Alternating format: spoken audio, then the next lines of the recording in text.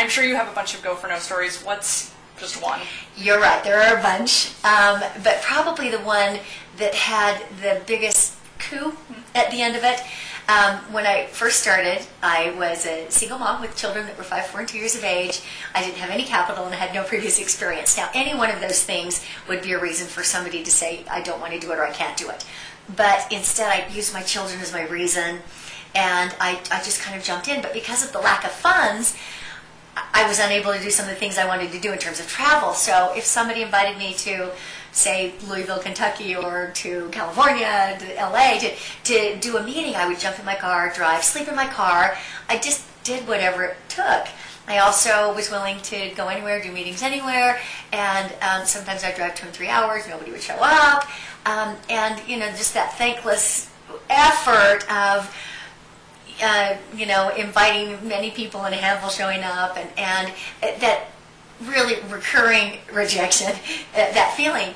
And but just plowing through that and keeping a really big vision, and where that became such an amazing turnaround as business started to develop. Now I had the kind of money I needed to travel, and actually after 11, 12 months in my business, I was making a 5-figure income, more than I could have made in an entire year teaching school. As a former teacher, I made in a single month. So nice turnaround, but where it really came to fruition is I was doing a meeting in New York City. I was invited to do a meeting in New York City, and I now could afford to fly. I could stay at hotels, and I arrived late at this meeting because my cab driver could not find it. As I came in, I could feel the irritation. I could see there was no retrieving this crowd. People were fanning themselves, and so I gave a very brief overview. And at the end of the meeting, a Russian gentleman came up to me and he said, I'm going to take this to Russia. And it was shortly after the breakup of the Soviet states. I long since had quit listening to what people said. I didn't get excited by their assertions of greatness anymore. I waited to see what they were going to do.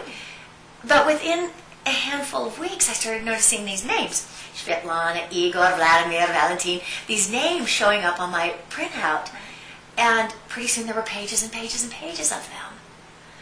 And then pages and pages and pages. At one point, I ordered a full downline printout before the ruble fell, back 14 years ago or whatever. And the printout on single-spaced, that accordion paper, green and white paper, 50 on each side, it stood, almost a foot high, 8, 10, 12 inches high, 500,000.